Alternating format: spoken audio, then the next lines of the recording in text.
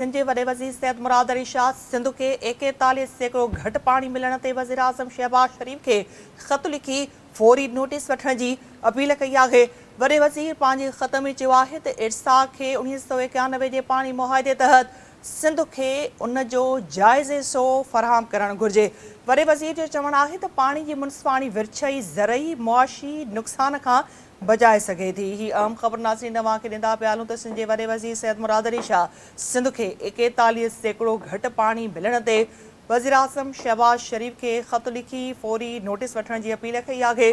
वॾे वज़ीर पंहिंजे ख़त में चयो आहे त इरसा खे 1991 जे पाणी मुआहदे तहत सिंध खे उन जो जाइज़ हिसो फ़राहम करणु घुरिजे।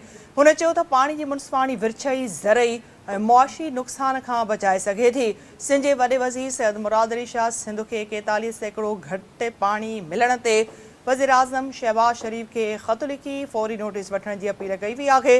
वॾे वज़ीर पंहिंजे ख़त में चयो आहे त इरसा खे 1991 जे पाणी मुआहदे तहत सिंध खे उन जो जाइज़ हिसो फ़राहम करणु घुरिजे। वॾे वज़ीर सैयद मुराद अली शाह जो चवणु आहे त पाणी जी मुनसिफ़ाणी विरछई ज़रई ऐं मुआशी नुक़सान खां बचाए सघे थी। सिंध जे वॾे वज़ीर सैयद मुराद अली शाह सिंध खे 41 सैकड़ो घटि पाणी मिलण ते वज़ीर आज़म शहबाज शरीफ़ खे ख़त लिखी फौरी नोटिस वठण जी अपील कई आहे। वॾे वज़ीर पंहिंजे ख़त में चयो आहे त इरसा खे 1991 जे पाणी मुआहदे तहत सिंध खे उन जो जाइज़ हिसो फ़राहम करणु घुरिजे।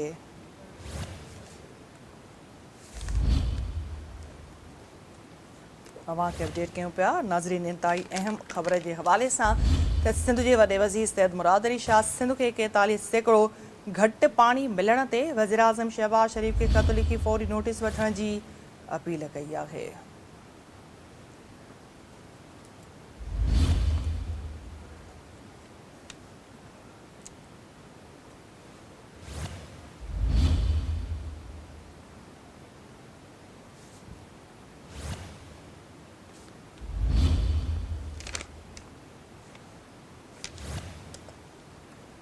सिंध जे वॾे वज़ीर सैयद मुराद अली शाह सिंध खे 41 सैकड़ो घटि पाणी मिलण ते वज़ीर आज़म शहबाज शरीफ़ खे ख़त लिखी फौरी नोटिस वठण जी अपील कई आहे।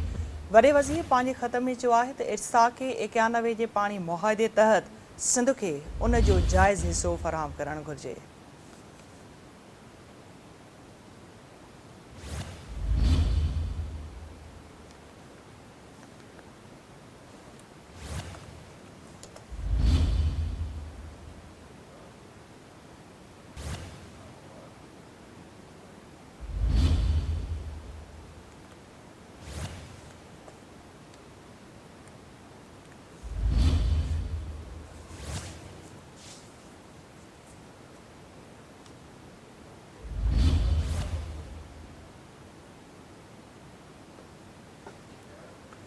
सिंध जे वॾे वज़ीर सैयद मुराद अली शाह सिंध खे 41 सैकड़ो घटि पाणी मिलण ते वज़ीर आज़म शहबाज शरीफ़ खे ख़त लिखी फौरी नोटिस वठण जी अपील कई आहे।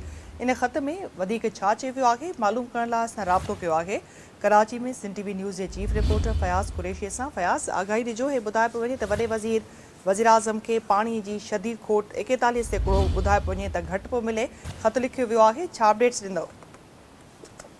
बिल्कुल निदा, इहा बिल्कुल दुरुस्त है। वॾे वज़ीर सैयद मुराद अली शाह सिंध में जेका हिन बदतरीन जेका पाणी खोट है उन जे हवाले सां वज़ीर आज़म शहबाज शरीफ़ खे एहतजाज जी ख़त लिखियो आहे। ख़त में ॼाणायो आहे त 81 सैकड़ो जेको पाणी सिंध में न सिर्फ़ु खोट आहे ऐं सिंध खे ॼाणी वाणी जेको निशानो बणाए पियो वञे, ॿियनि सूबनि जो जेको पाणी आहे उन्हनि खे पूरो थो मिले ऐं इरसा खे 1991 जो जेको एकॉर्ड मुआहिदो आहे उन जे तहत पाणी जेको फ़राहम करण जी जेको पाबंद बणायो वञे। त इन हवाले सां वॾे वज़ीर न सिर्फ़ु वज़ीर आज़म खां मुतालबो कयो बल्कि पाणी जी मुनसिफ़ाणी जेका विरासत आहे उनखे वसी तर जेका माशी नुक़साननि खां बचाइण जे हवाले सां वज़ीर आज़म खां घुर कई आहे त इहो फ़ैसिलो न सिर्फ़ु वज़ीर आज़म खे खणणो पवंदो त सूबनि सां जेका बदतरीन ज़्यादती थिए थी उहा नाइंसाफ़ी त ॿधल आहे ऐं पाणी न हुजण सबबि दादू जामशोरो ऐं हेठां वारा जेके ज़िला आहिनि उन्हनि में पाणी जी बदतरीन जेका खोट पैदा थी वई आहे ऐं माण्हू मुश्किलात में वरितल आहिनि। गॾोगॾु मुश्किलात में वरितल हुजण सां गॾोगॾु जेके फ़सुल आहिनि उहे पिणु तबाही जो शिकार आहिनि। त संदसि चवणु आहे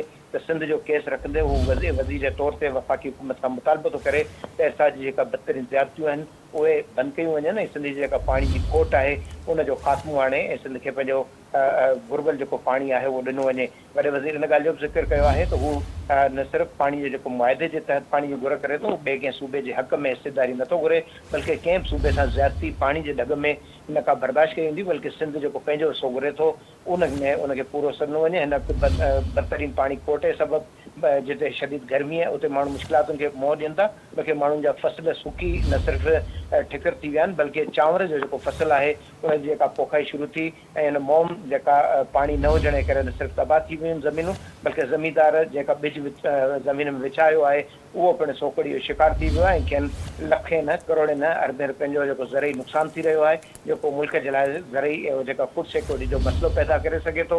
इन करे वज़ीर आज़म फौरी तौर ते न सिर्फ़ु मुदाख़लत करे ऐं 1991 जो जेको आबी मुआदो आहे उन जे तहत सिंध खे जेको घुर्बल पाणी आहे उहो फौरी तौर ते मुहैया कयो वञे। जी नेदा। ठीकु आहे, फयाज़ अपडेट करण लाइ वॾी महिरबानी।